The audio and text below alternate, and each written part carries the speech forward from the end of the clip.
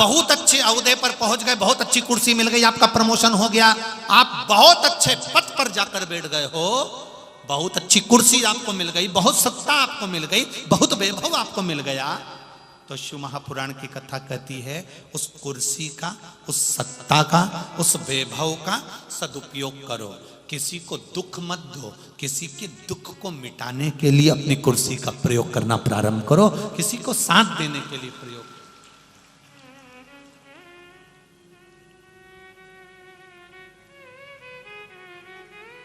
उस कुर्सी का प्रयोग करो, पर दुनिया के लोगों को कुछ अच्छा करने के लिए। मालेगांव वालों के घर का, मालेगांव में जिन जिन के घर हैं उनके घर का आज सही सदुपयोग हो रहा है। मेहमान कथा सुनने वाले बैठे। अभी तक तुम्हारे यहाँ शादी में तुम्हारे घर में लोग आते थे, बोलो जम के बोलो रे जरा, आते थे।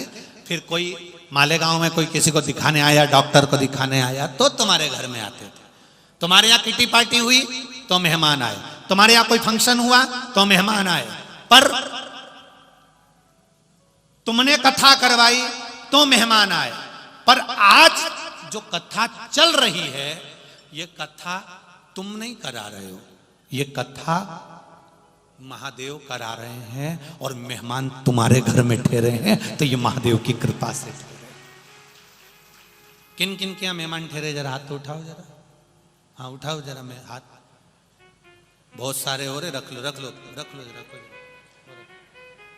मेहमान तुम्हारे यहाँ ठहरे हैं, मतलब आज तुम्हारे यहाँ जो तुमने मकान बनाया, तुमने जो घर बनाया, तुमने जो जमीन है तुम्हारी, जो भूमि है तुम्हारी, जो मकान है तुम्हारा, आज महादेव की कृपा से वो कृतार्थ हो गया, उसका कल्याण हो गया।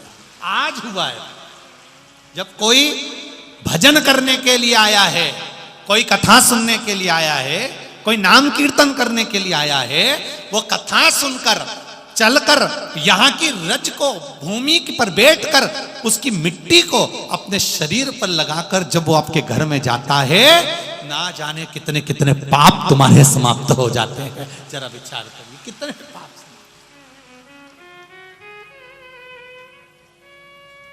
ये शिव भक्ति है, इसको शंकर की कथा कहते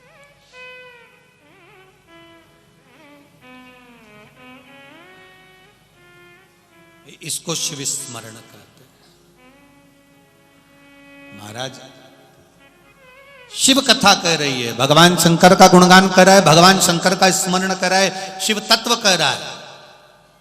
धर्म गुप्त ने दान पुण्य सब कुछ करा। एक दिन धर्मगुप्त घोड़े पर बैठकर गया वन में, और वन में जाते जाते धर्मगुप्त रास्ता भूल गया। रास्ता भूल गया, रात होने लगी, उसने सोचा करूं क्या, तो एक पेड़ पर चढ़कर, एक वृक्ष पर चढ़कर वो बैठ गया। वृक्ष पर चढ़कर बैठा, उसने सोचा नीचे रहूंगा, कोई पशु पक्षी आ गया खा जाएगा। पेड़ पर चढ़कर बैठ गया। पेड़ पर चढ़कर बैठा तो रात जैसे जैसे बढ़ने लगी, वैसे वैसे वहां पर एक रीछ आ गया। एक रीछ आया। अब वो रीछ जिसके पीछे शेर पड़ा था, सिंह पड़ा था, रीछ ने सोचा क्या करूं, वो भी पेड़ पे चढ़ गया। पेड़ पे रीछ चढ़ा। राजा को, धर्मगुप्त को डर लगा। धर्मगुप्त को डर लगा तो रीछ ने धर्मगुप्त से कहा, तुम घबराओ मती, मैं रीछ हूं, सिंह मेरे पीछे पड़ा है, शेर मेरे पीछे पड़ा है। मैं आपसे एक निवेदन करना चाहता हूं, सिंह मेरे पीछे पड़ा है, आप भी वृक्ष पर हो, मैं भी वृक्ष पर हूं। सिंह आएगा, अपने को ना खाए, इसलिए अपन यहां बैठे हैं। रीछ ने कहा, मैं सत्य कहता हूं कि मैं आपको नुकसान नहीं पहुंचाऊंगा, आप मुझे नुकसान मत पहुंचाना, अपन दोनों सिंह से बच जाएंगे। राजा ने कह दिया ठीक है। रीछ भी रह गया, सिंह भी, वो राजा भी रह गया।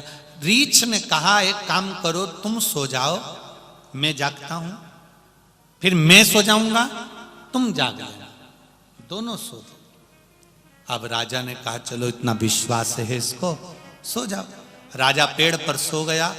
रीछ जागता रहा, रीछ जागा। समय आया, अब राजा सोकर उठ गया। राजा ने कहा रीछ से अब तुम सो जाओ भाई, सो। अब वो रीछ सोया, राजा जगा। पहले राजा सोया, रीछ जगा। जब रीछ जाग रहा था तब नीचे शेर कहता है, सिंह कहता है, रीछ राजा को धक्का मार दे, राजा को धक्का मार दे।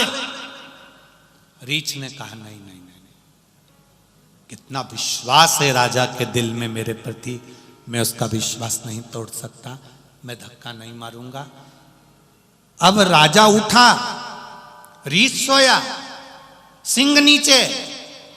रीछ सोया तो उसने राजा से कहा राजा रीछ को धक्का मार दे।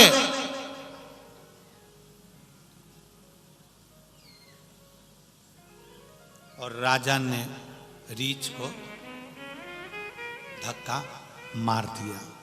जो धक्का मारा तो रीछ ने पेड़ की डाली पकड़ ली और बच गया। जब पेड़ की डाली पकड़कर रीछ बचा, बचकर रीछ में से एक मुनि प्रकट हो गए जिनका नाम था ध्यानकाष्ठ मुनि, जो सबकी परीक्षा लेते थे। जब आप पुण्य करने के लिए आगे बढ़ते हो, बहुत सत्कर्म करने के लिए आगे बढ़ते हो, तो आपकी परीक्षा लेने के लिए ध्यानकाष्ठ मुनि हमेशा आते हैं, हमेशा आते। ध्यानकाष्ठ मुनि ने परीक्षा ली, पकड़ लिया पेड़ को। रीछ में से ध्यानकाष्ठ मुनि प्रकट हो गए और प्रकट होकर कहा राजन, मैंने तेरे साथ धोखा नहीं करा, पर तूने मेरे साथ धोखा करा है। राजन, दुनिया का सबसे बड़ा पाप है जिस मित्र ने मित्र का साथ दिया और मित्र उसको धोखा दे रहा है। पति पत्नी का साथ हुआ, पति पत्नी को धोखा दे रहा है और पत्नी पति को धोखा दे रही है। बच्चे माता पिता को धोखा दे रहे हैं, भाई भाई को धोखा दे रहा है, पड़ोसी पड़ोसी को धोखा दे रहा है, एक समाज का व्यक्ति दूसरे समाज के व्यक्ति को धोखा दे रहा है। शिव महापुराण की कथा में ध्यानकाष्ठ मुनि ने कहा, सुन राजा धर्मगुप्त, तूने जिंदगी में बहुत दान करा होगा, पुण्य करा होगा, सत्कर्म करा होगा, ब्राह्मणों को भोजन कराया होगा, गरीबों को भोजन कराया होगा, प्याऊ बनवाए होंगे, मंदिर बनवाया होगा, पर तूने एक रीछ के साथ धोखा करा है, इसलिए मेरा श्राप है, मेरा श्राप है, तो मृत्यु लोक में पागल बनकर घूमेगा। अब स्कंद पुराण के शब्द का जरा स्मरण करिएगा, बहुत चतुरता से सुनिए इस शब्द को। हम किसी पागल व्यक्ति को रोड पर देखते हैं, बैठा रहता है, कपड़े फटे हैं, लोट लगा रहा है, नाली में पड़ा हुआ है, गलत जगह पर पड़ा हुआ है, कुछ गलत काम में पड़ा हुआ है। पागल को देखकर हम कई बार हंस देते हैं, कई बार हमको हंसी आ जाती है, पागल की क्रिया को देखकर हम हंस देते हैं। अच्छे से अच्छा व्यक्ति भी पागल की अवस्था में आ जाता है, धनपति करोड़पति अमीर गरीब कहीं ना कहीं उसका माइंड खसक जाता है, पागलों की अवस्था में आ जाता है, दवाइयां चालू हो जाती हैं, दवाइयां दी जाती है। तो कभी विचार करा कि इतना अरबपति करोड़पति धनपति गरीब अमीर, इसको पागल बनाया किसने? पागल किसने कर दिया? पागल की मति कैसे हो गई? व्यक्ति को भगवान तो अच्छा बनाकर भेजता है, फिर ये पागल कैसे हो गया? क्यों हुआ? किस लिए हुआ? स्कंद पुराण कहती है, पूर्व में किसी ना किसी के साथ अगर धोखा करा होता है तो वो गति यहां आकर मालूम पड़ती है, वो गति यहां दिखती है, वो गति हमको यहां नजर आती। मत बुरे कर्म कर बंदे वरना पछताएगा, भगवान की आंखों से तू बच नहीं पाएगा, तू बच नहीं पाएगा। अरे ओ अज्ञानी मत कर नादानी, तेरे कर्म का फल भी तू ही पाएगा, जैसा किया तूने तेरे आगे आएगा। मत बुरे कर्म कर बंदे, मत बुरे कर्म कर बंदे, वरना पछताएगा। भगवान की आंखों से तू बच नहीं पाएगा, तू बच नहीं पाएगा। ये शिव कथा कहता है, ये भगवान शंकर की कथा है।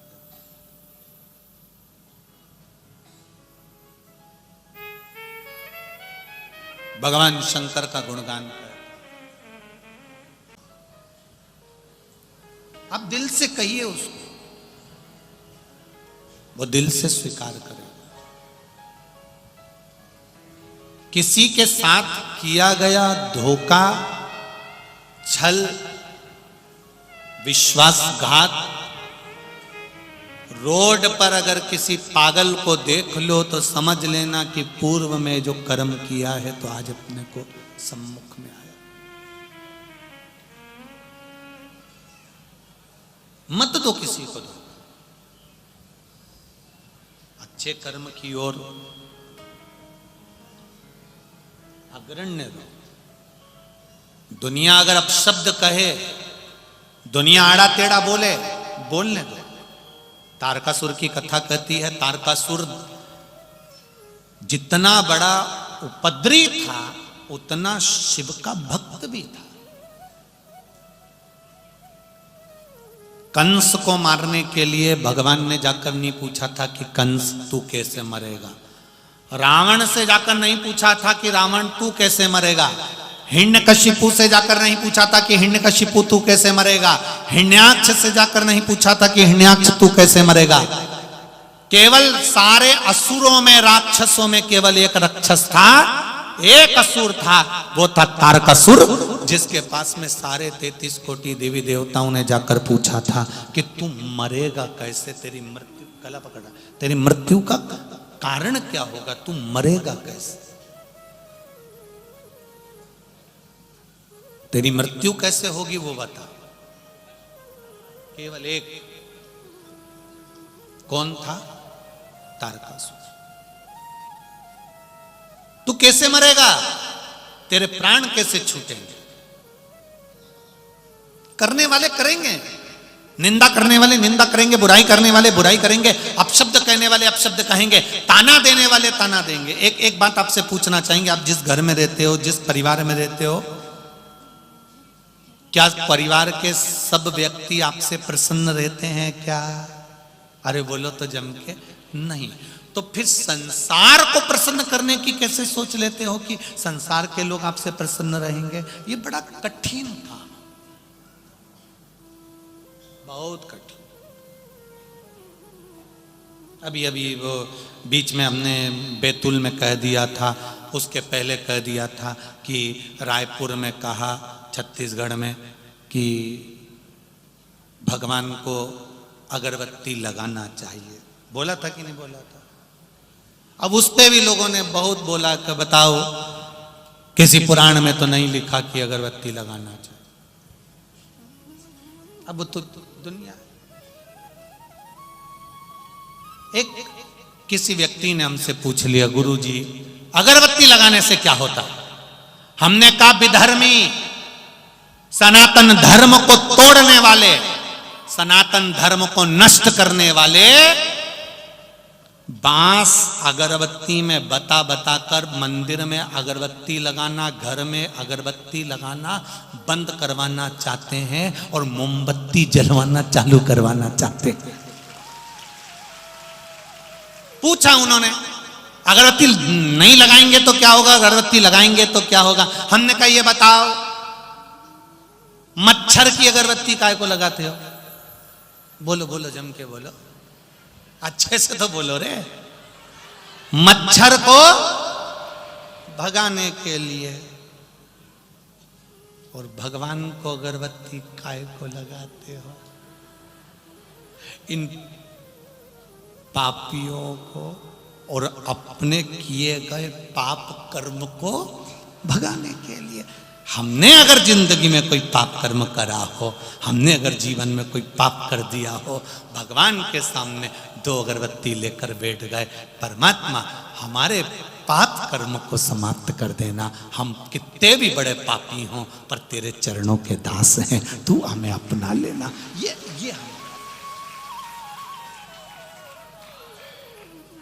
क्या होता है उससे? बहुत कुछ होता है।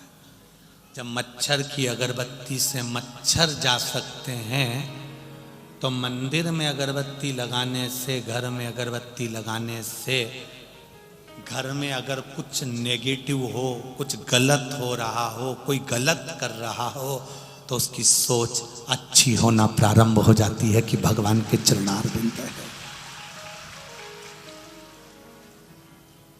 करो परमात्मा की बात। कहेंगे लोग अपशब्द कहने वाले, आड़ा टेढ़ा बोलने वाले आड़ा टेढ़ा बोलेंगे, कहने वाले कहते रह जाएंगे, ताने देने वाले ताना देते रह जाएंगे। तुम भगवान की भक्ति को मत छोड़ना, तुम भगवान के भजन को मत छोड़ना, तुम करते रहो भगवत भजन। तुम रोज रोज मंदिर जाओगी ना जल चढ़ाने, तो भी लोग तुमको टोक देंगे, सुन लो री मालेगांव वाली जी, तो भी लोग कह देंगे क्या होता है जल चढ़ाने से। तो जो तुमको ज्यादा ज्ञान दे, सिर पे लो चोटी, जोरदार बनाओ जूड़ा, और उसके बाद उसके हाथ जोड़ के कह दो तेरे से ज्ञान लेना चाहिए। मैं आई थी तेरे पास हाथ जोड़ने कि मैं जल चढ़ा रही हूं तो मुझे ज्ञान दे। शंकर जी को जल अगर मैंने चढ़ा भी दिया, राम कथा में फोटो देखा राम जी को जल चढ़ाते हुए, कृष्ण कथा में फोटो देखा कृष्ण भगवान को जल चढ़ाते हुए, पार्वती जी का फोटो देखा जल चढ़ाते हुए, सती जी का फोटो देखा जल चढ़ाते हुए, केवल में सियोर वाले महाराज के कहने पर जल नहीं चढ़ा रही। मेरे तो भगवानों ने भी कहा कि जल चढ़ाने से 1 लोटा जल सारी समस्या का हल। उस जल के महत्व को मैं जानता हूं। ये पत्र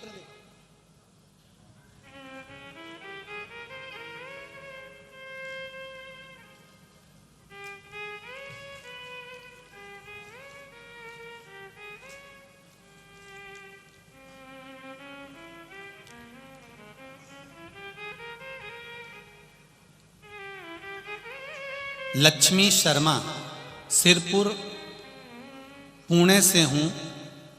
कहीं बैठी हो तो हाथ हिलाइएगा। लक्ष्मी शर्मा आप ही हैं? दोनों हाथ हिला दो एक बार। श्री शिवाय नमस्तुभ्यम। बाबा, मेरी देवरानी को डॉक्टर ने कहा कि इनको बच्चा नहीं होगा। उसको मिर्गी की फिट आती है। मिर्गी की फिट आती के कारण, मिर्गी की फिट होने के कारण इसको बच्चा नहीं होगा, और अगर बच्चा हुआ तो वो ठीक नहीं रहेगा। बाबा, उसका गर्भ नहीं ठहर रहा था, उसको संतान नहीं हो रही थी। बाबा, पशुपति व्रत करा, और पशुपति व्रत कर कर मेरी देवरानी से भी मैंने व्रत करवाया, और बाबा की कृपा से 1 लोटे जल का प्रमाण मैं खुद देने को तैयार हूं गुरुदेव। मेरी देवरानी का गर्भ ठहर गया। गर्भ ठहरा, डॉक्टर ने कहा था इसको जो बच्चा होगा वो ठीक नहीं होगा। अगर हो भी गया, 1 लोटा जल शिव जी को चढ़ाती, पानी लाती, देवरानी को देती, मैं भी पीती। भगवान शिव की कृपा ऐसी हुई गुरुदेव। बाबा से मैंने एक ही विनती करी थी, मेरी देवरानी को फिट आती है। शंकर जी के मंदिर से बेलपत्र लाती। एक बार आपने कथा में कहा था, बेलपत्री के नीचे की डंडी का भाग जो दुनिया के लोग तोड़ के फेंक देते हैं, वो शिवजी को चढ़ाकर खाया जाता है। मैंने वो खिलाना प्रारंभ करा, और बाबा कृपा देखिए कि देवरानी के गर्भ से एक बेटी ने जन्म लिया, और जिस दिन जन्म लिया बाबा ऐसी कृपा हुई, उस दिन से आज तक फिट नहीं आए, मिर्गी की बीमारी भी चली गई। ये शिव है। बैठिए बहन। श्री शिवाय नमस्तुभ्यम। फिट की बीमारी भी चली गई, गर्भ भी ठहर गया, बेटी का जन्म भी हो गया, और मेरे देवाधिदेव महादेव ने संभाल भी लिया। तेरी कृपा बिना ना हिले एक भी लेते हैं श्वास, तेरी कृपा से तनु। ये शिव। एक पत्र और देखो, इन्होंने लिखा है, हमारे को लिखने की जगह नहीं मिली थी, तो जो सुबह चाय का डिस्पोजल जिस खोखे में आया था उस खोखे के डब्बे पे लिख रही हूं। उज्जवल नीलेश पाटिल सिरपुर से हैं। कहीं बैठे हो तो हाथ हिलाइए, जहां कहीं भी बैठे हो। कहीं दिखा है का? अच्छा दिख गया, ठीक है, हाथ हिला दो ऐसा। श्री शिवाय नमस्तुभ्यम। उज्जवल नीलेश पाटिल सिरपुर महाराष्ट्र से हूं। मैं क्या बखान करूं गुरुदेव भोले बाबा का, मेरे पास शब्द नहीं है। मेरे लड़के ने MBA किया था, लेकिन 2 साल से उसको जॉब नहीं मिल रहा था। मैंने आस्था चैनल पर आपकी कथा सुनी, पशुपति व्रत शुरू किया। 3 सोमवार व्रत होने के बाद फल के सोमवार के एक साक्षात्कार हुआ। मेरा लड़का इंटरव्यू के लिए पूना गया। पूना से कॉल आया, मेरा बेटा इंटरव्यू देने के लिए गया, और उसकी इंटरव्यू कॉल भी बाबा की कृपा से पशुपति व्रत के चलते ही सोमवार में आ गई। बाबा ने ऐसी कृपा करी। सवेरे मंदिर में थी और मैंने आंखें बंद कर बाबा से विनती करी, बाबा मेरे बेटे का इंटरव्यू है। बाबा मेरा बेटा कई जगह पर इंटरव्यू दिया परंतु उसको कहीं नौकरी नहीं मिल रही। बाबा कुछ कृपा करो ना, मेरा बेटा कभी शिव जी को नहीं मानता, बाबा एक बार कृपा कर दो ना। मेरे बेटे को मैंने फोन लगा कर कहा, तू शिव जी के मंदिर जा और बाबा से विनती कर कर फिर इंटरव्यू देने जा। मेरा बेटा शंकर जी के मंदिर गया। पहली बार मैंने उसको मंदिर भेजा। शिव जी के मंदिर गया, 1 लोटा जल वहीं मंदिर का रखा हुआ कलश से चढ़ा दिया। बाबा जब मेरा बेटा इंटरव्यू देकर वापिस आया, मेरे पास बैठकर कहता है, मां मैं इंटरव्यू देने के लिए बैठा था पर सामने 4 लोग मेरे बैठे थे। मुझे ऐसा लग रहा था शंकर पार्वती गणेश और कार्तिक बैठे हैं, और मेरा इंटरव्यू हो गया मां, और बाबा की कृपा से मेरे बेटे का जॉब लग गया। मैं उनको प्रणाम करने के लिए आई हूं। श्री शिवाय। अच्छा पति भी आए आपके? हर हर महादेव, विराजमान होइए। श्री शिवाय नमस्ते, बैठिए। शिव तत्व इसी को कर, ओघड़ी शंकर की कृपा इसी को कर। दिल से कहो, वो दिल से आए। उस पत्र में मां ने लिखा है, मेरा बेटा उस दिन से मंदिर जाने विश्वास नहीं था, अब विश्वास जागृत हो गया, भरोसा जाग गया। और भरोसा उसने सियोर वाले महाराज पर नहीं किया है, भरोसा उसने किया अपनी माता के शब्द पर। जो उसकी मां ने शब्द कहा, जो उसकी माता ने शब्द बोले, भरोसा उसने अपनी मां के शब्द पर किया। आपसे भी निवेदन है, घर के बच्चों को जागरूक करिए, उनको बताओ कि शिव मंदिर जाने का क्या फल होता है, और फल नहीं भी मिले तो वो भी शंकर के मंदिर तो हमें जाना चाहिए। जाओ उसकी चौखट पर जाओ। एक पत्र देखो, पहले मकान देख लो जिसने पत्र लिखा है, उसने लिख के भेजा है फोटो पर। घर के पहले मंजिल जो जो दिखा रहे हैं वो आप लोग टीवी पे देखिएगा। घर का पहला मंजिल, घर का दूसरा मंजिल, और घर के दूसरे मंजिल की गैलरी। अब पत्र देखिए। मैं कुंदन कैलाश पाटिल, मुकाम पोस्ट मिलावली, तहसील चोपड़ा, जिला जलगांव, महाराष्ट्र से हूं। कहीं बैठे हो तो हाथ हिलाइएगा, कहीं बैठे हो तो हाथ हिलाइएगा।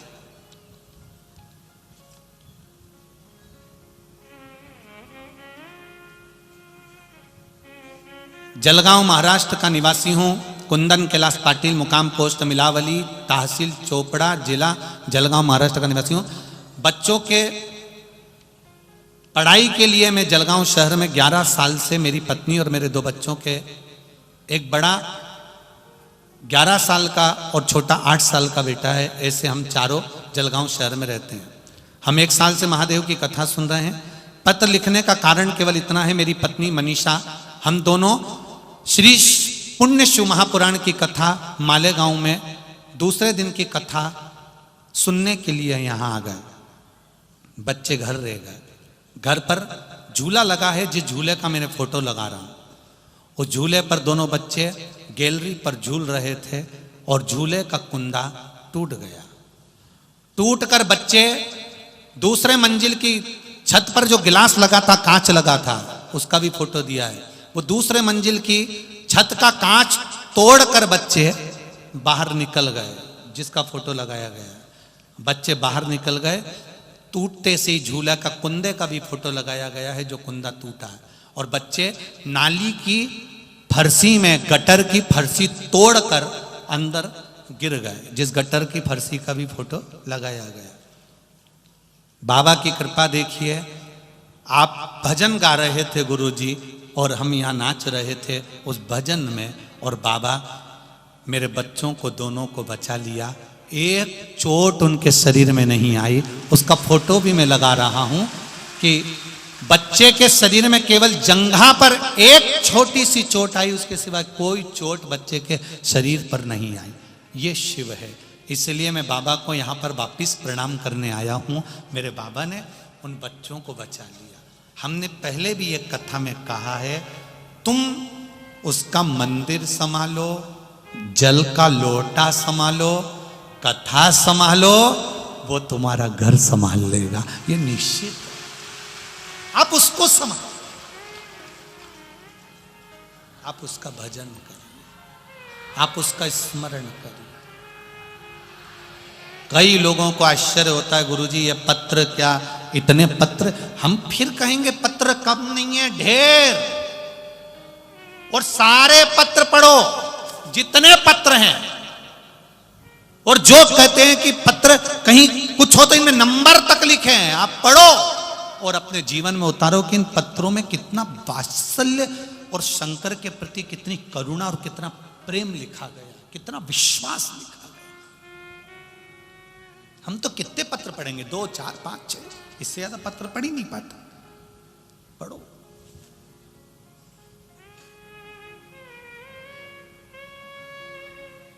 कहे कहने वाला, बोलने वाले बोलते रहे। मेरा आपसे केवल इतना सा निवेदन है कि आपका विश्वास मत टूटने देना, विश्वास मत टूटने देना मेरे महादेव के प्रति। तुम्हारा भरोसा दृढ़ रखना। कई लोग कहते हैं मेरी माताएं, भरोसा डिग जाता है। मेरी माताओं से निवेदन है, शिव की कथा सुन रही हो, जब जब दुख की घड़ी तुम्हारे सामने हो, जब तकलीफ तुम्हारे सामने हो, उस समय पर कुछ मत करना, केवल मेरे महादेव को याद करना और चल पड़ना। शिव की भक्ति की, उसको याद। एक मंत्र तुम्हारे पास में है जो शिव महापुराण का मूल मंत्र है। इस मंत्र पर भी लोग ना जाने कितनी बार ऑब्जेक्शन ले चुके, ना जाने कितनी बार उंगली उठा चुके। कई लोग कहते हैं ये सियोर वाला महाराज ने नया मंत्र निकाल दिया, ऐसा कर दिया, वैसा कर दिया। पर सियोर वाला महाराज नहीं, शिव पुराण तो गीता प्रेस गोरखपुर की कहीं पर भी मिल जाएगी। उसको खोलना और इस मंत्र को निकाल कर पढ़ना। उस पढ़ा कि नहीं पढ़ा तुम लोगों ने? उस मंत्र को पढ़ोगे तो नीचे लिखा है, इस मंत्र का जाप करने वाले का केवल मुख का दर्शन कर लो तो हजारों अश्वमेध यज्ञ का पुण्य प्राप्त हो जाता।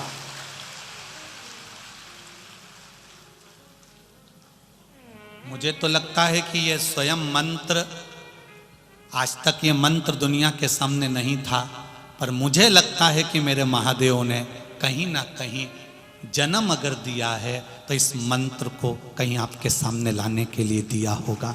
मेरा मन ऐसा भाव है। ये मंत्र छुपा था,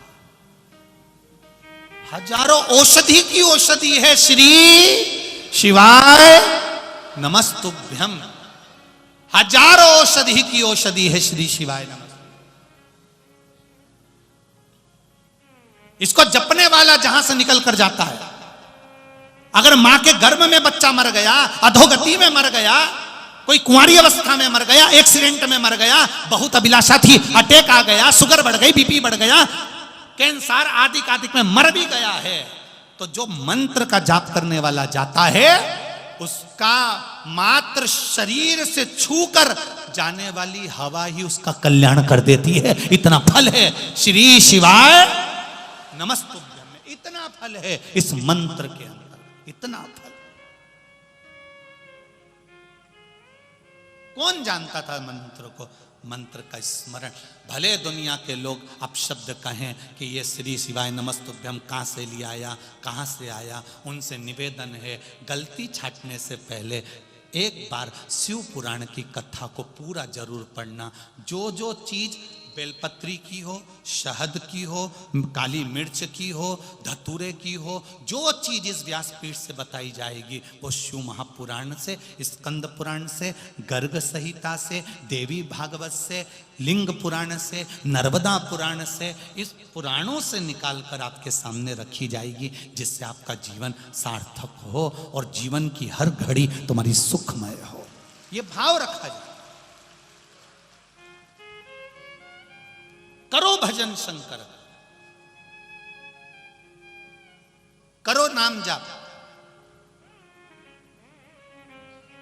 शिव मंदिर में भी जाना तो ऐसे मत जाना कि शंकर के मंदिर में जा रही हूं, क्योंकि हमारे यहां शंकर का मंदिर नहीं होता, हमारे यहां शिव का शिवालय होता है, शंकर का देवालय होता है, हमारे यहां मंदिर नहीं होता। मंदिर में भगवान स्थापित रहते हैं, एक जगह पर स्थिर रहते हैं, पर मेरे शंकर के मंदिर में शंकर स्थिर नहीं रहता, वो शिवालय है। शंकर भगवान का नियम है, प्रदोष काल होता है, शाम का समय होता है, और मेरे शंकर भगवान नंदी पर बैठकर पार्वती के साथ घूमने निकल जाते हैं, वहां रहते नहीं। किसी भी मंदिर में चले जाओ, किसी मंदिर में आपने भगवान के शंकर के मंदिर में नंदी को बाहर बैठा हुआ देखा होगा। मंदिर में अंदर है क्या नंदी? बाहर। बाहर क्यों बैठे रहते हैं? शंकर भगवान का कब मूड हो जाए, कब बैठे और चल दी है, क्योंकि दुख कहकर नहीं आता कि दुख आ रहा है, इसको दुख आया और इसने महादेव को याद किया, श्री शिवाय नमस्तुभ्यम बोला और इसने याद किया, महादेव मैंने शंकर कंकर जानकर तेरे को एक लोटा जल चढ़ाया था महादेव। इतने में तो महादेव तुरंत नंदी को तैयार, तुम्हारे यहां की गाड़ी जितनी तैयार नहीं उतना नंदी तैयार। तुम्हें तो ड्राइवर को फोन लगाना पड़ेगा, पेट्रोल डलवाना पड़ेगा, डीजल डलवाना पड़ेगा, आवाज लगाना पड़ेगा, तब वो आएगा, 2 घंटे की देरी कर देगा। यहां भगवान देरी नहीं करता, तूने पुकारा और वो दौड़े चले आया, दौड़े चले भगा आया, हो के नंदी पे सवार।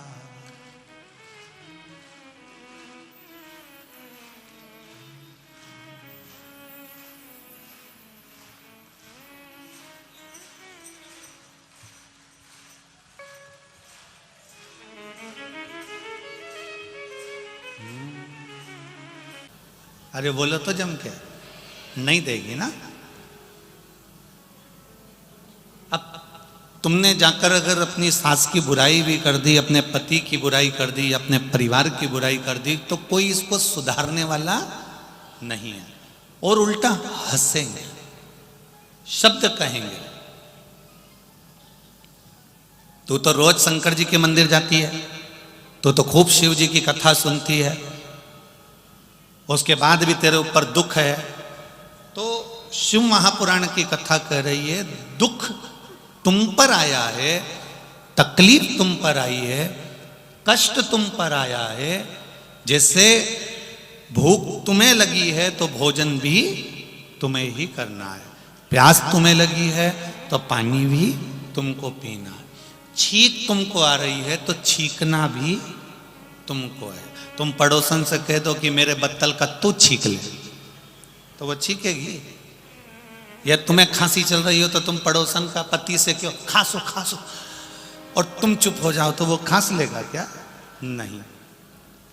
भूख तुम्हें लगी है तो भोजन भी तुम्हें करना है, पानी की प्यास लगी है तो पानी भी तुम्हें पीना है, छींक तुम्हें आई है तो छींकना भी तुम्हें है, खांसी तुम्हें आई है तो खांसना भी तुम्हें है, और दुख तुम पर आया है तो उसको मिटाना भी तुम्हें ही है। तुम्हारे भजन के बल कलयुग केवल नाम धारा, और सुमर सुमर नर उतरहि पारा।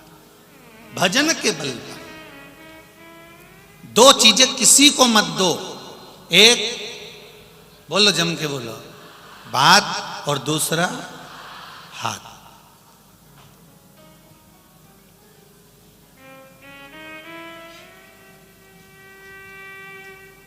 अब किसी को तुमने हाथ दे दिया, देखना जरा मेरे भाग्य में क्या लिखा है। अब जो लिखकर भेज दिया, जो उसने रचा वो यहां लिखा, और लिखकर अगर भेज दिया तो कोई उसको बदल सकता है क्या? जम के तो बोलो।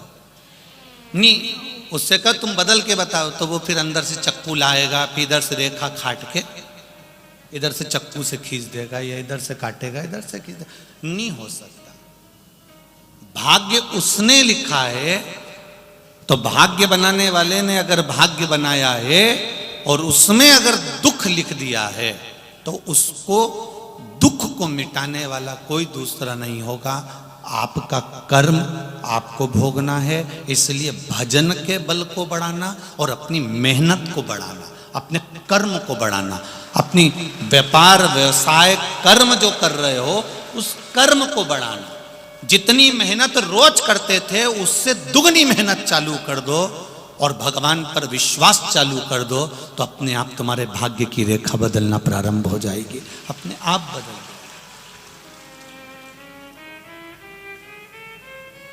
किसी की सामर्थ्यता नहीं है कि आपके भाग्य को बदल दे। भाग्य आपका अपने को बदलना पड़ेगा। भगवान कृष्ण गीता जी में कहते हैं, भगवान शंकर माता पार्वती जी से कहते हैं, भगवान राम लक्ष्मण जी से कहते हैं, लंका अधिपति रावण मंदोदरी से कहते हैं, और भगवान कृष्ण अपनी संपूर्ण रानियों से कहते हैं कि कर्म की प्रधानता है। आप जितनी मेहनत करेंगे, आप जितना कर्म करेंगे, उस कर्म के अनुसार परमात्मा पर विश्वास रखकर आप अगर कुछ कर्म में आगे बढ़े हो तो उसमें फल जरूर मिलेगा। ये निश्चित हो जाता है, वो प्राप्त जरूर हो।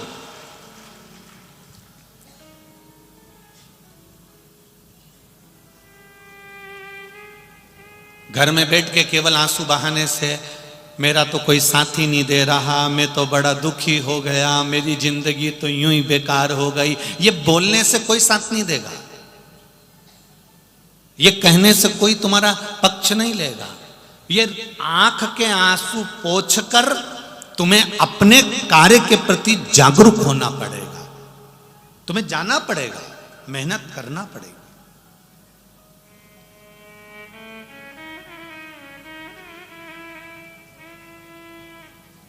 ऐसा कोई व्यक्ति नहीं जिसको भगवान ने यूं ही साधारणता में जन्म दे दिया।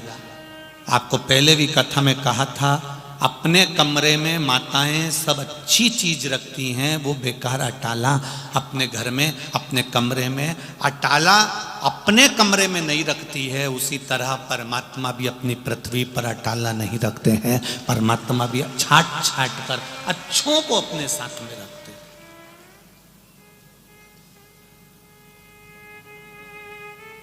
किसी के आगे जाकर अपने दुख का रोना मत रो।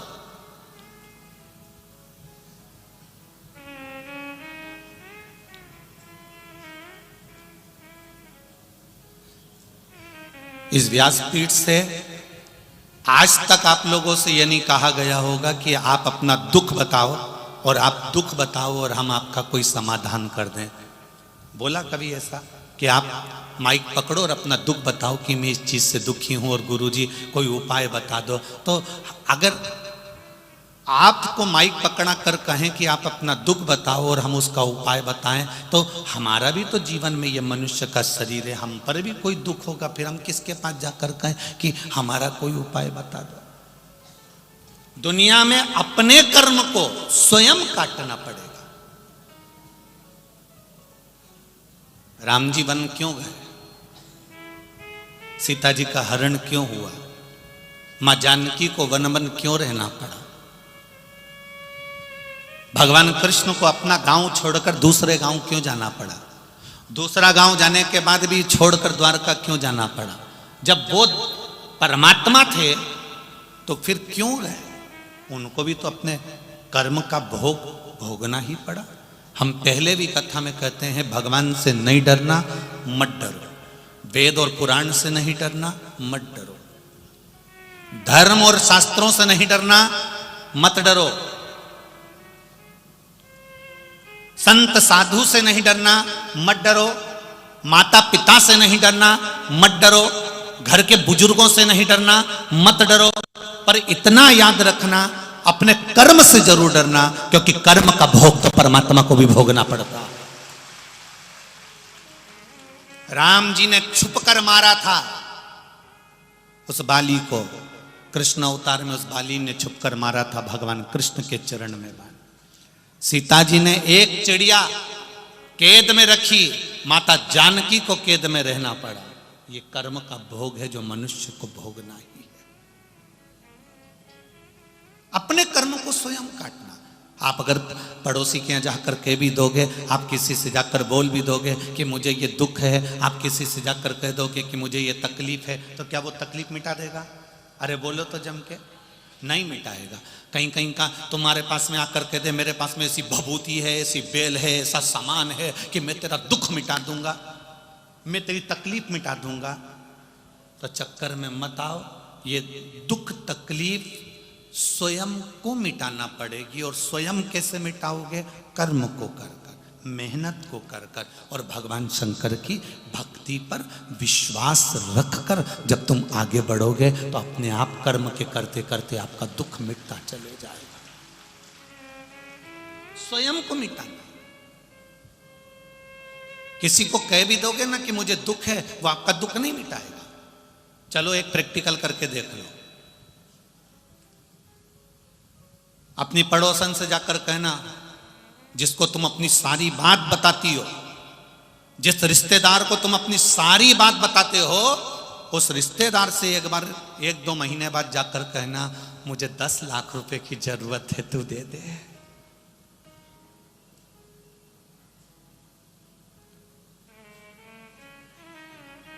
जम के बोलो जरा। नहीं देगा ना? नहीं, तुम्हारे गांव में ऐसा हो तो बता दो। बोलो रे, देगा कोई? नहीं देगा। अब तुमने इतनी सारी बात उसको क्यों फिर बताई? मेरे घर में ये तकलीफ है, मेरे घर में वो तकलीफ है, मेरे घर में ये दुख है, मेरे घर में वो दुख है। जब वो तुमको तुम्हारी दुख की घड़ी में 10 लाख नहीं दे सकता, 10 लाख तो जाने दे, 10,000 नहीं दे सकता, तो फिर अपनी बात कहकर अपना मन उसके सम्मुख में क्यों खोलते हो? जो देने वाला है मेरा देव अधिदेव महादेव, उसके पास जाकर अपनी बात रख दीजिए। आप उसके पास जाकर कहो, भोलेनाथ तेरे दरबार से कोई खाली नहीं गया, तेरी चौखट से कोई खाली नहीं गया।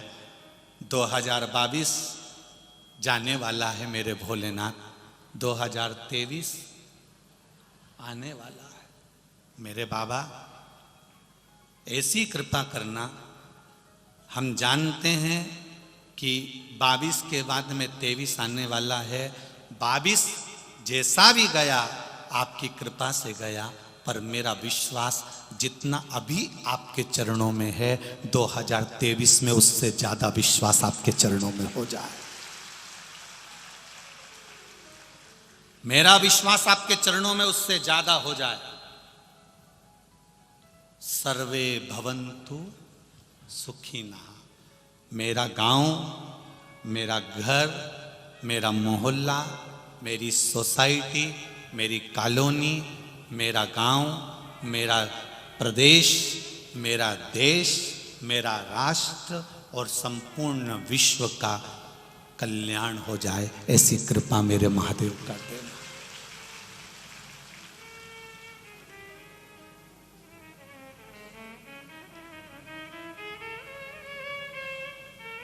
नया वर्ष, नूतन वर्ष 2023, वैसे तो हम लोग तो सनातनी भावों में संवत को मानते हैं, पर आज के नवयुवक बच्चे लोगों को इसी से एक बदलाव लगता है, इसलिए कहना चाहेंगे नए वर्ष की शुरुआत किसी होटल में नहीं, किसी नशे से नहीं, नए वर्ष की शुरुआत मेरे महादेव के चरणों से करिएगा। मेरे महादेव के चरणों से करिएगा। 31 के दिन भी एक लोटा जल, और जब अगला दिन आ जाए तो भी एक लोटा जल, और बाबा से कहना 22 से 23 में तू लेकर आया है, मुझे उम्मीद है जिंदगी के हर पहलू में मुझे आगे तू लेकर जाएगा। अपने विश्वास को दृढ़ करें, अपने भरोसे को दृढ़ करें। हर किसी के सामने अपनी बात को नहीं कहना।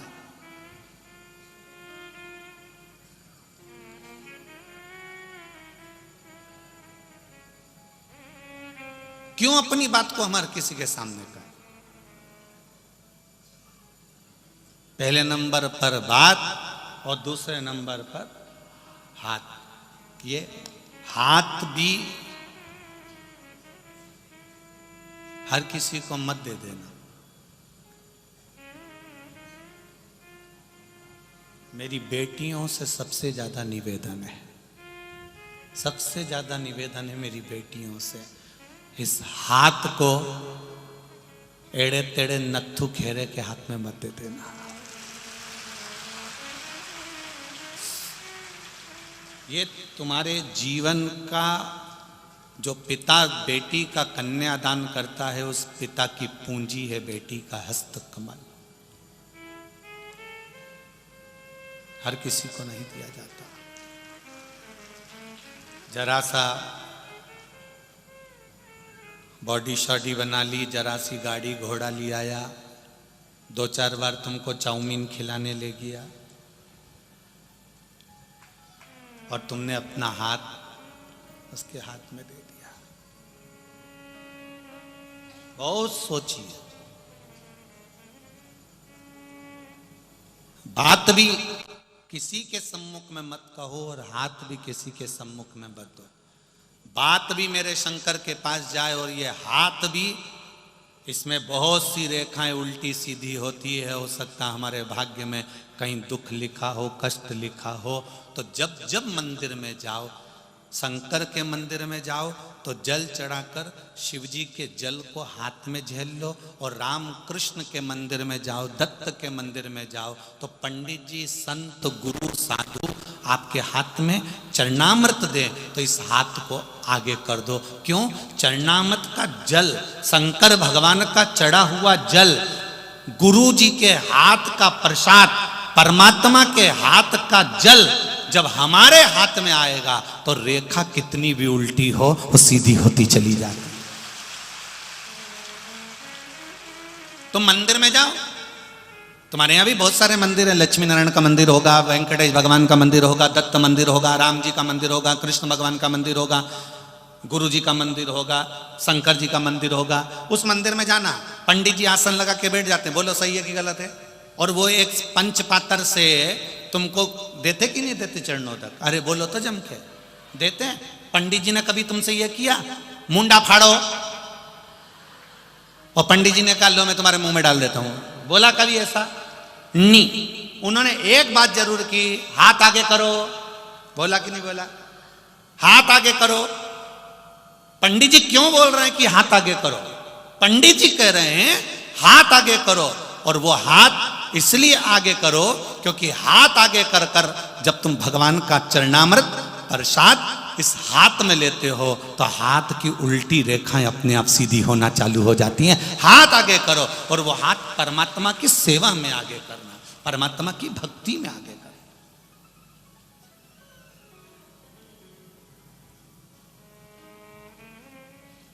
चरण और आचरण दोनों में अंतर है। चरण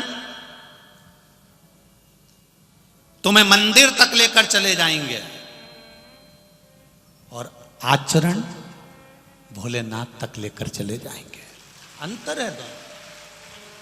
चरण तुम्हें मंदिर तक ले जाना है, चरण तुम्हें शिव कथा तक ले जाना है, चरण तुम्हें गुरु के दरवाजे तक ले जा रहे हैं, चरण तुम्हें परमात्मा की चौखट तक ले जा रहे हैं, चरण तुम्हें तीर्थ तक ले जा रहे हैं, चरण तुम्हें सदगुरु की शरणागति तक लेकर जा रहे हैं। पर तुम्हारा आचरण, तुम्हारा व्यवहार, तुम्हारा भजन, तुम्हारा स्मरण, तुम्हारी भक्ति और तुम्हारा भगवत कीर्तन, तुम्हारा किया गया अच्छा कर्म तुम्हें भगवान के करीब लेकर जा रहा है।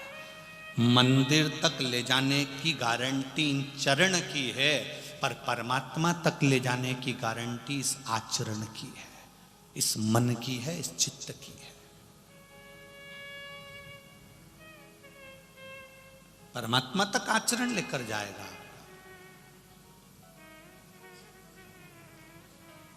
हम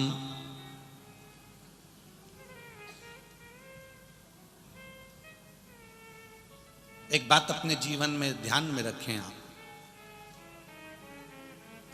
हमारा जो मनुष्य का जो देह होता है, मानव का जो शरीर होता है, ये बड़ा विचित्र शरीर होता है।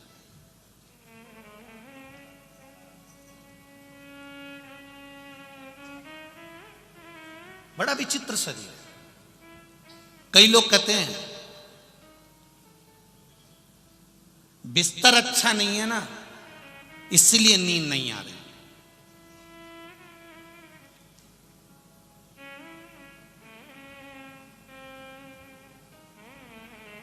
मैं आप सबसे पूछना चाहता हूं, जितने भी लोग आस्था चैनल पर कथा सुन रहे हैं, और जितने लोग फेसबुक यूट्यूब पर कथा सुन रहे हैं, और जितने लोग यहां बैठकर कथा सुन रहे हैं, बिस्तर से, गादी तकिए से, डनलप के गद्दे से, फोम के गद्दे से, रुई के गद्दे से, कपास के गद्दे से, या बहुत सुंदर मखमल के गद्दे से कभी नींद आती है क्या? नींद हमेशा दिल के सुकून से नहीं आ सकती। हम गद्दे में नींद ढूंढ रहे हैं, हम गोदड़ी में नींद ढूंढ रहे हैं, हम कम्बल में, रजाई में नींद ढूंढ रहे हैं। वो नींद गादी में नहीं आ सकती। कोई डनलप का गद्दा, इतने सारे लोग बैठे हैं, इसमें से किसी किसी के घर में तो इतना मोटा भी गद्दा होगा, इतना जोरदार होगा, एसी भी लगा होगा, डनलप का गद्दा भी होगा, सोफा भी होगा, सब कुछ होगा, उसके घर में सारा सुख होगा। पर पूछो, रात को 12-12 बजे तक नींद नहीं आती, करवट बदलते रहो, नींद ही नहीं आ रही है। फिर पत्नी पति से कह रही मुझे नींद नहीं आ रही, ना जान। पति बोले, कभी कभी पति बोल देता है मुझे नींद नहीं आ रही, एसी बढ़ा, एसी बढ़ाया, एसी डाउन करा, पानी पी लो, पानी पिया, गोली खाई तो भी नहीं आई, रात के 3 बजे फिर उठ के बैठ गया। आखिर नींद क्यों नहीं आ रही? क्योंकि हमने गद्दा तो बड़ा ले लिया, हमने गद्दा तो मोटा बना लिया, हमने एसी भी लगवा लिया, पर इस दिल को महादेव से नहीं जोड़ पाए, इसलिए वो नींद चली गई। सुकून मिलता है सच्चा सुख केवल भगवान तुम्हारे, बोलो बोलो जम के बोलो, चरणों में सुकून मिलता है। सुकून। तुम यहां देखो, रात को कोई आए हो तो यहां पर कभी दर्शन करना, रात के लोग जो रुकते हैं उनको, कम्बल पे सो रहे हैं, कारपेट पे सो रहे हैं, गद्दे पे सो रहे हैं, रात भर भजन चलता है, 11-12-1 बजे तक लोग नाचते रहते, कूदते रहते, भजन करते रहते, और सवेरे फिर कितने घंटे की नींद लेते होंगे इस कथा में? कितने घंटे की? ये बैठने वालों से पूछना कभी। 2 घंटा चैन की नींद सो गए तो सो गए होंगे, नहीं तो भगवान की भक्ति में ऐसे डूबे रहते, ऐसे डूबे रहते, उनका भजन चलता रहता, भजन। सवेरे उठे, तैयार हुए, फिर बैठ गए, शाम हुई, फिर अपने काम में लग गए और भजन करने में लग गए। और वो नींद जो 2 घंटे की लेते हैं, वो इतनी सुकून की नींद लेते हैं कि उनको ये मालूम ही नहीं पड़ता कि डनलप के गद्दे पे सो रहे हैं कि गोदड़ी पर सो रहे हैं। सुकून। उनको ये मालूम है बैठा है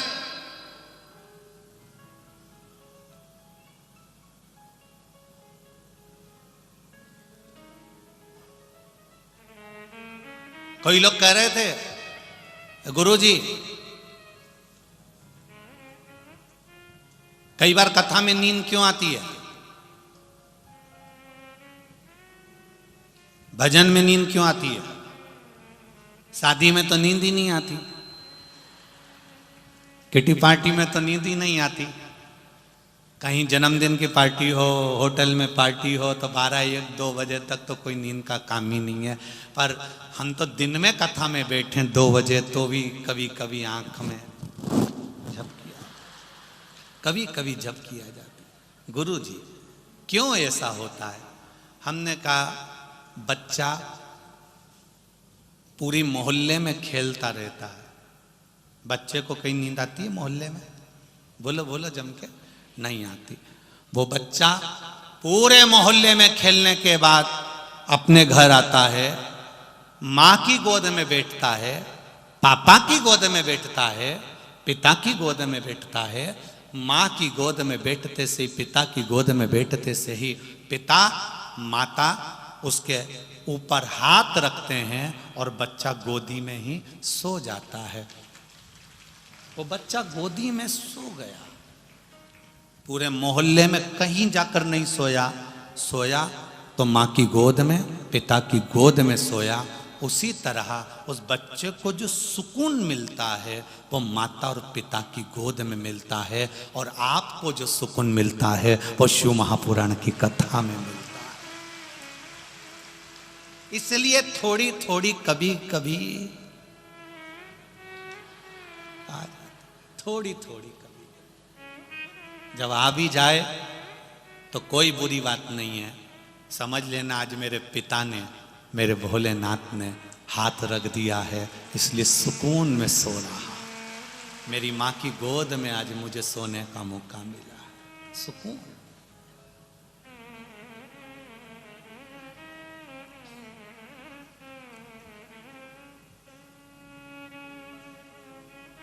भक्ति में जो बल है, सुकून जहां मिलेगा। गादी बहुत मोटी है, गद्दा बहुत मोटा है, डनलप का गद्दा भी लगा है, एसी का रूम भी है, खाने के लिए बादाम भी रखी है। रात को सोए जब इतना बड़ा गिलास भर के दूध भी पी गए, कैसा था? 2-4 और लड्डू खा गए, पेट भर के खाना खाया, फिर भी नींद गायब है। वो नींद गई कहाँ है? तो कहा गादी से या तकिए से नींद नहीं आती, नींद हमेशा सुकून से आती है। जब हृदय, दिल, मन, चित्त जब परमात्मा में लगा कर बैठोगे तब भगवान भी कहेगा ये मेरा हो गया, मैं तेरा हो गया। तुमने सारी चिंता, पूरी की पूरी चिंता परमात्मा को सौंप दी तो फिर चैन की नींद सो गए, आनंद से। अभी आप चैन की नींद नहीं सो पाते हो क्योंकि तुम्हें चिंता लगी है, टेंशन लगा है, मन लगा हुआ है तुम्हारा परिवार में, कुटुंब में। जिस दिन तुमने सोच लिया घर महादेव का, परिवार महादेव का, हम महादेव के, जमीन महादेव की, घर परिवार कुटुंब कबीला सब महादेव का है, जब तुमने अपना मानना छोड़ दिया तो वो संभाले। परंतु जब तक हमारे भीतर आसक्ति है, ये कई माताएं, ये देखना है, मालेगांव की भी माताओं को देख लेना तुम, और चाहो तो जालना की, मालेगांव की, चलकरेंजी की, सोलापुर की, धुलिया की, तुम चाहो तो मध्य प्रदेश की एक जगह की, गुजरात की, चाहे हो कहीं की भी माताओं को देख लेना। ये कभी कभी अकड़ में कह देती है वो तो मैं जिंदा हूं इसलिए घर चल रहा है, जिस दिन मर गई आटे दाल का भाव मालूम पड़ जाएगा। ये कभी कभी अकड़ में कह देती है मैं जिंदा हूं तो घर चल रहा है, जिस दिन मर गई ना आटे दाल का भाव मालूम पड़ जाएगा। तो जो इतनी अकड़ में कहे तो उससे कह दो आधा घंटा मरी जा, मर जा, आधा घंटा मरीज जा, उससे क्या होगा? नहीं मर तू तो आधा घंटा मर जा। तुम्हें लगता है कि मैं दुकान चला रहा हूं, मैं घर चला रहा हूं, मैं परिवार चला रहा हूं, मैं रिश्तेदारी निभा रहा हूं, मैं कर रहा हूं, परंतु इस सोच में मत रहना कि तुम कुछ कर रहे हो, वो तो मेरा महादेव इस शरीर से करा रहा है, तो तुम कर रहे हो।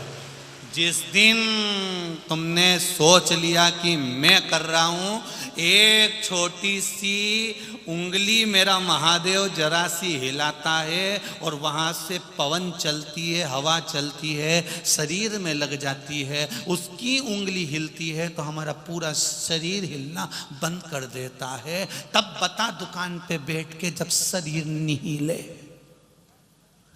तब चल के बता, तब जाके बता कि मैं करता हूं, मैं दुकान चलाता हूं, मैं करता हूं, मैं कर रहा हूं, मैं कर रहा हूं।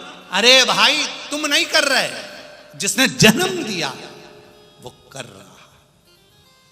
ये हमारी सोच गलत हो गई है, ये हमारे विचार गलत हो गए, हमारी दृष्टि गलत हो गई है कि हम कुछ कर रहे हैं, कुछ नहीं।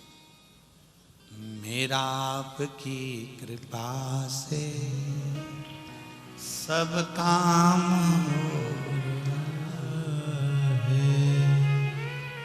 करते हो भोले बाबा, मेरा नाम हो रहा है, मेरा आपकी कृपा से सब काम हो रहा है। ये उसकी कृपा हुई, इसलिए ये शरीर हम आपकी बात नहीं कर रहे, उसकी कृपा हुई तो ये शरीर, ये जिह्वा शिव महापुराण की कथा कह रही है, और उसकी कृपा हुई तो आपका शरीर कथा को सुन रहा है, उसकी कृपा हुई तो ये दादा भाऊ से कथा करवा रहे हैं, उसकी कृपा हुई तो अपन सुन रहे हैं। उसकी कृपा नहीं होती तो शायद कुछ नहीं होता।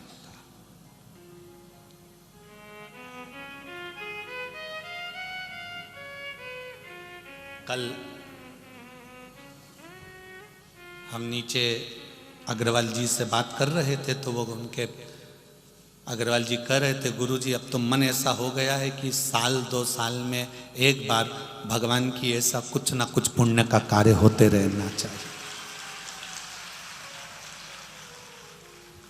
हाँ, इन्हीं से बात चल रही थी हमारी, तो कह रहे थे कि गुरुजी साल 2 साल में कहीं ना कहीं पुण्य का कार्य अपने मालेगांव में होते रहना चाहिए। ये सीख मिल गई शिव महापुराण से, साधुवाद, कुछ ना कुछ भगवान का स्मरण होता है, चलता है।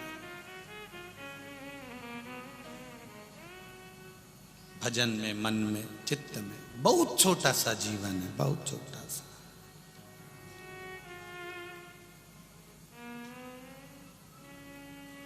कितना वो चीन वालों ने कितनी उन्नति करी, बोलो रे भाई बोलो, सही है कि गलत है? चीन ने कितनी उन्नति करी, पर उस परमात्मा के आगे उन्नति कर पाए क्या? ढेर बॉडियां पड़ी है, रोज टीवी में देखो तो बताएं इतने मर गए, इतने मर गए, इतने मर गए। अब इतनी उनने उन्नति करी कि सूरज नया बना दिया, तो फिर अब इनको जिंदा करके बता दो। जब तुम सब कुछ कर सकते हो तो करो।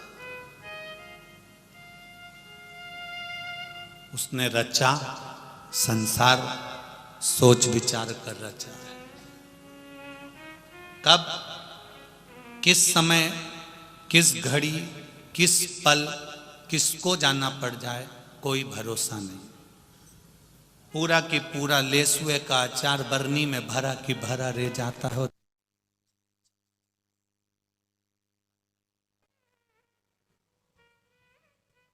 पापड़ भी पूरे के पूरे धरे की धरे, दो भी नहीं खा पाया, निपट गया। क्या कर, बोलो बोलो, कुछ नई की नई साड़ी लेके आई थी, अलमारी में रखी की रखी रह गई, पेन नहीं पाई। ऊपर जाती जाती यमराज से कह रही वंस मोर, एक बार फिर से छोड़, मैंने अभी लाल वाली ली है, एक बार पेन तो लेने दे। तुरंत यमराज बोला चाट, नहीं पहनने देना, चल। इसलिए आपसे निवेदन है, जितनी अच्छी अच्छी रखी हो सब पहन लो, ऊपर जाके दुख नहीं होगा कि मैंने ये पहनी नहीं।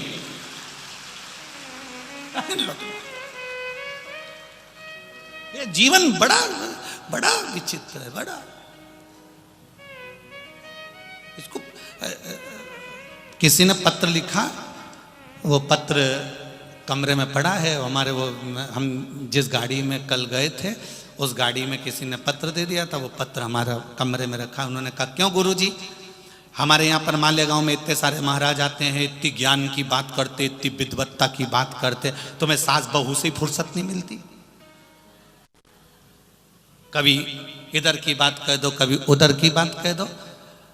अब उसने पत्र देकर चले गया, हम जवाब नहीं दे पाए, तो हमने कहा चलो आज मौका मिला है, हम आपसे एक बात पूछें।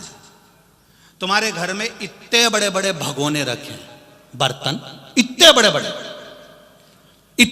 बड़े बर्तन, क्या तुम रोज रोज उन बर्तन में खाना बनाती हो?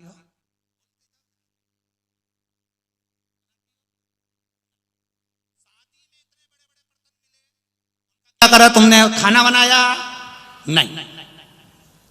जो छोटे बर्तन होते हैं वो हर कभी काम में आ जाते हैं। प्लेट, कटोरी, चम्मच, गिलास, लोटा, भगोनी, जो छोटे होते हैं वो बार बार चाय बनाने में काम आ जाते हैं। इसलिए हम बड़े बर्तन प्रयोग नहीं करते, हम छोटे बर्तन में काम निकाल लेते हैं।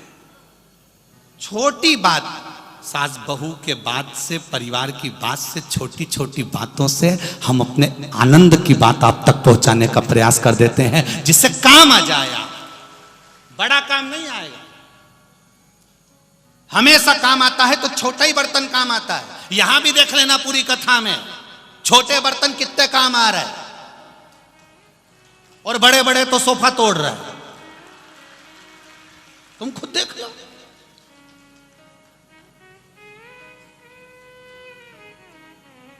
किसी को बुरा लग जाए तो कोई बात नहीं, चलेगा। बड़ा बर्तन कितना काम आ रहा है? कोई बड़ा बर्तन काम आएगा? नहीं, छोटा बर्तन काम आएगा। जितने छोटे, कोई कहे हम बहुत छोटे आदमी, हमारा गांव बहुत छोटा सा, हमारा परिवार बहुत छोटा सा, हम ऐसे, हमारे पास धन नहीं, धन भी छोटा, हमारे पास कुछ भी नहीं। चिंता मत करना, हमेशा छोटा ही काम आता है, बड़ा किसी काम का नहीं रहता।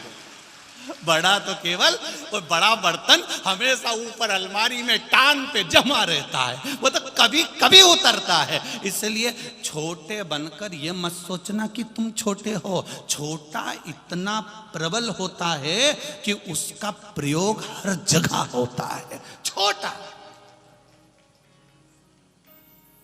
एक कपड़ा फट गया, अब इसको जोड़ने के लिए तुम वो बोरा सिलते हैं, वो सूजा लिया, या फिर कोई और बड़ा सामान लिया हो, तो उसका कोई फर्क नहीं। छोटे में जो सुख है, छोटे में, वो हर जगह पर काम आ जाता है। छोटा हर जगह,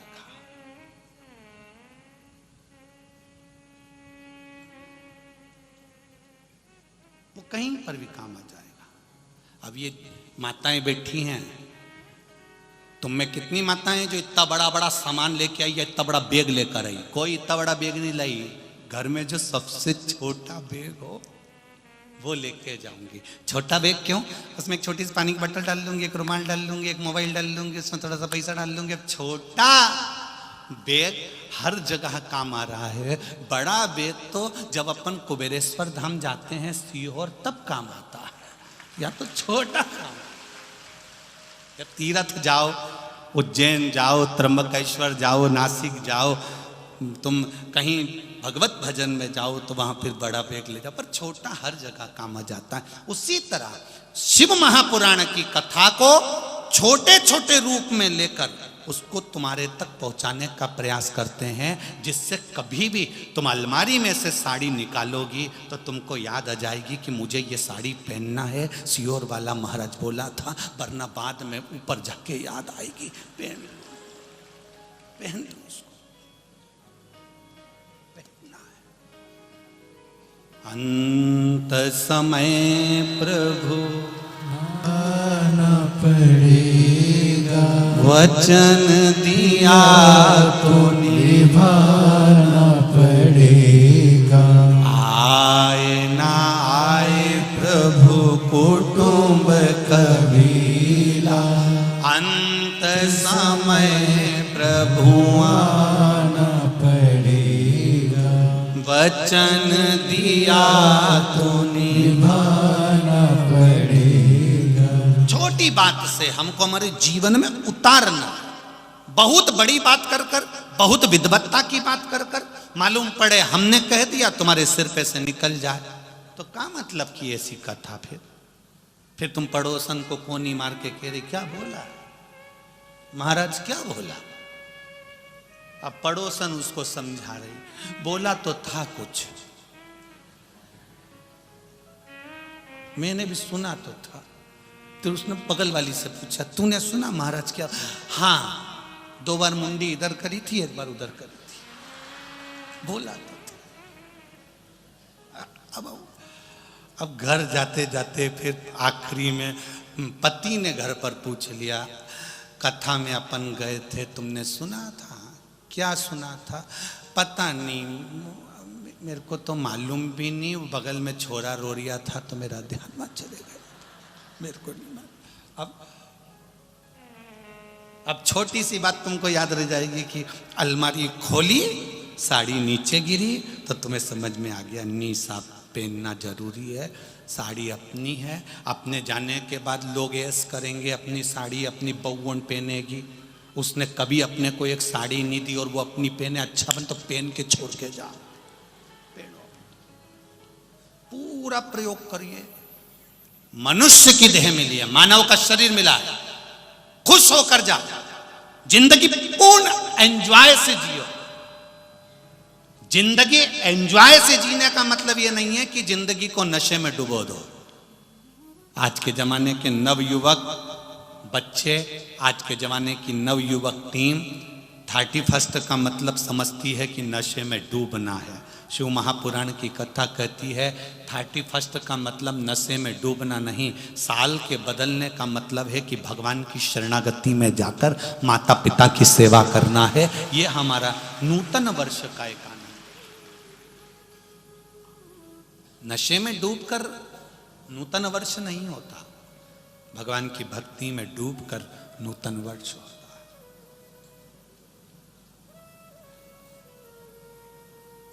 करो भजन भगवान का, स्मरण भगवान का करिए। किसी को भी मेरे भोलेनाथ ने हल्का नहीं बनाया, मेरे परमात्मा ने तुमको भेजा तो कीमती बनाकर भेजा। जैसे एक नोट होता है,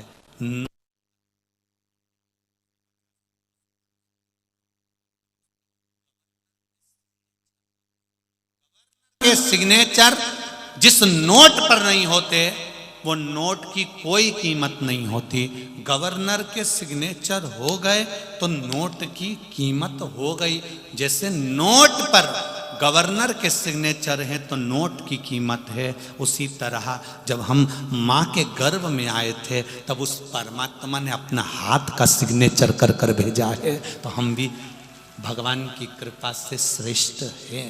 नोट से ज्यादा कीमती, धन से ज्यादा कीमती। समझो उसकी भक्ति का बल, उसकी भक्ति का विश्वास का बल।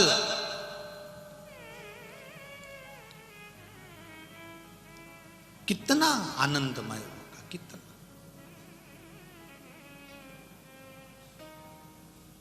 पुण्य कमाने के लिए बहुत सारे मौके मिलते हैं, पर पुण्य व्यक्ति का कहां समाप्त हो जाता है ये वो समझ नहीं पाता।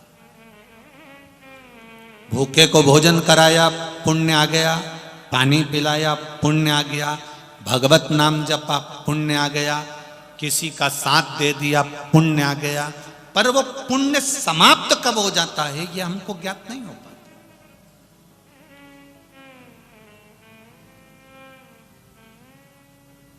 करो भगवत स्मरण करो, भजन करो, कीर्तन करो,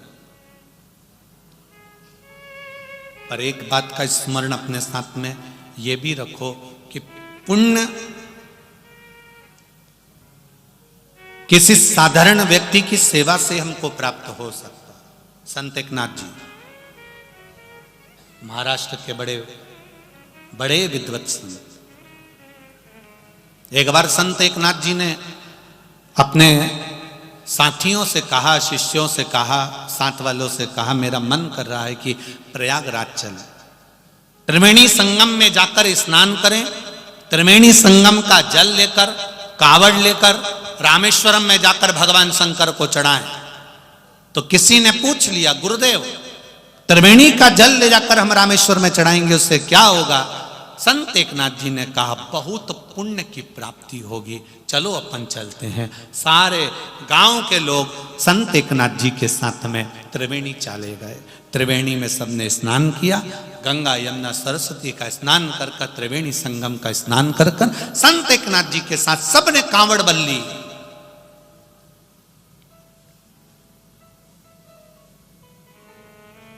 सबने कांवड़ भरी और कांवड़ भरकर सब रामेश्वर के लिए चल दिए।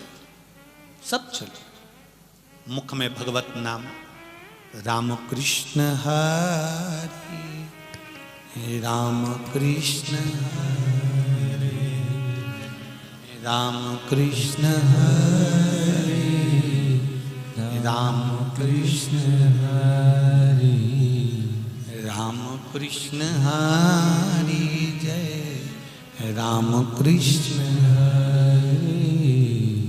राम कृष्ण हरि जय राम कृष्ण हरि राम कृष्ण हरि जय राम कृष्ण हरि राम कृष्ण हरे राम कृष्ण हरे राम कृष्ण हरि राम कृष्ण हरि राम कृष्ण हरे राम कृष्ण हरे राम कृष्ण हरि राम कृष्ण हरि राम कृष्ण हरे राम कृष्ण हरे। संत एकनाथ जी भगवत भजन करते करते करते करते बीच मार्ग में पहुंच गए। त्रिवेणी संगम कोसों दूर हो गया, रामेश्वरम कोसों दूर हो गया, बीच में है संत एकनाथ जी और उनके साथ में आए सारे भक्त। क्या देखा संत एकनाथ जी ने? सामने एक गधा पड़ा हुआ है, पानी के लिए तड़प रहा है। गधा पानी के लिए तड़प रहा है। सब भजन गा रहे थे, सब कीर्तन गा रहे थे, सब जाते जा रहे थे। संत एकनाथ जी रुके। साथ वालों ने पूछा, गुरुदेव गुरुदेव आप कहां जा रहे हैं? वो गधा पड़ा हुआ है, धड़कन चालू है, बहुत दूर तक कहीं पानी नहीं दिख रहा है, मुझे लगता है इसको पानी की प्यास लगी। जिभ्या निकाल रहा है, मुंह खोल रहा है। संत एकनाथ जी चले, पीछे पीछे चेले चले, शिष्य चले। संत एकनाथ जी को लीला करना थी, लीला करा। उन्होंने कहा, पानी दो इसको, गधे को पानी पिलाओ जल्दी से, गधे को पानी दो। अब जितने लोग थे उनके पास पानी तो नहीं था, पर त्रिवेणी का जो जल रामेश्वरम लेकर जा रहे थे वो जल सबके पास में था, सबकी कावड़ थी। गुरुजी गधे को पानी दे देंगे तो फिर रामेश्वरम पर क्या चढ़ाएंगे? पुण्य हमारा इतनी दूर पानी भरकर ला रहे हैं और पुण्य हमारा चले जाएगा गुरुजी, पुण्य हमारा समाप्त हो जाएगा। गुरुजी ने सबको कहा, पानी डाल दो, इसको पानी पिला दो। कोई नहीं पिलाया, क्योंकि रामेश्वरम में जल चढ़ाने से पुण्य मिलेगा। इतनी दूर से हम भर कर लेकर आए हैं, अगर यहीं पर पानी पिला देंगे गधे को तो हमारा पुण्य कहाँ जाएगा? संत एकनाथ जी ने अपनी कांवड़ को रखा, कांवड़ में से जल निकाला, संत एकनाथ जी ने गधे को पिला दिया। गधा ने पानी पिया, उठकर भाग गया। गधा भाग पानी पीकर गया। गधा जब पानी पीकर भागा, सारे शिष्यों ने और आनंद में जो साथ चल रहे थे उन्होंने कहा, गुरुदेव अब आपका पूरा जल तो यहीं गधे को दे दिया आपने, फिर महादेव को चढ़ाने के लिए, रामेश्वरम को जल चढ़ाने के लिए आपके पास कुछ नहीं बचा। आप कैसे पुण्य कमाएंगे? इतनी दूर से पैदल चलकर आ रहे थे, सारा पुण्य का जल तुमने गधे को दे दिया। संत एकनाथ जी ने कहा, ये मेरा विश्वास कहता है, ये मेरा भरोसा कहता है कि इस गधे को प्यास लगी थी, पानी पिलाकर मैंने जो पुण्य कमाया, शायद मुझे वो पुण्य वहां भी नहीं मिलता, ये निश्चित है। तो तुमने गधे को पानी पिलाया, क्या वो पुण्य का फल क्या तुम्हें रामेश्वर में प्राप्त हो सकता है? संत एकनाथ जी ने कहा, मैं तुम्हारे साथ रामेश्वर के लिए निकला हूं, चलूंगा, मेरे पास कांवड़ नहीं, जल नहीं, पर यह मेरा विश्वास कहता है कि वो जल का पात्र भी मुझे वहां मिलेगा। ये मेरा विश्वास कहता है, अगर मैंने इसको दिया है तो वो खाली नहीं जाएगा, वो मिलेगा जरूर। और एकनाथ जी चल दिए, और संत एकनाथ जी जब रामेश्वरम पहुंचे हैं, तब एक बच्चा दौड़ते हुए आकर कहता है, काका, ओ काका, तुम्हारा ये कलश बीच रास्ते में छूट गया था, ये पानी का कलश में तुम्हें देने के लिए आया। साथ खड़े हुए जितने खड़े थे, साथ वाले जितने शिष्य खड़े थे, जितने सेवक खड़े थे, सब स्तुप्त रह गए। संत एकनाथ जी ने एक लोटा पानी गधे को पिलाया था, और रामेश्वरम के दरवाजे पर प्रवेश करते समय संत एकनाथ जी के हाथ में 2 लोटा पानी रखा हुआ था, 2 कलश भरे हुए रखे हुए। ये हमारा सनातन धर्म, ये हमारा धर्म कहता है, ये हमारी सभ्यता, ये हमारी संस्कृति कहती है, ये हमारा आनंद कहता है। एक चावल का दाना आप देव अधिदेव महादेव को चढ़ा रहे हो, चावल को कहते हैं अक्षत। एक चावल का दाना चढ़ाया है आपने, पर तुम्हारे घर को तुमने आनंद के साथ अक्षयता में फल प्राप्त कर लिया है। एक बेलपत्री चढ़ाई है, उसका फल तुमने करोड़ों गुना प्राप्त कर लिया है। एक लोटा जल चढ़ाया है, उसका फल तुमने करोड़ों गुना प्राप्त कर लिया है। वो खाली नहीं जा सकता। तुम जो लोटा भरकर शिवजी के मंदिर पर लेकर जाते हो, एक लोटा जल चढ़ाते हो, तुम एक लोटा जल देवाधिदेव महादेव को चढ़ा रहे हो, वो खाली कभी नहीं जाएगा। तुम्हारा लोटा भले मंदिर से खाली आ गया, पर घर कभी खाली नहीं रहेगा, ये निश्चित रखिए, घर कभी खाली नहीं रहेगा।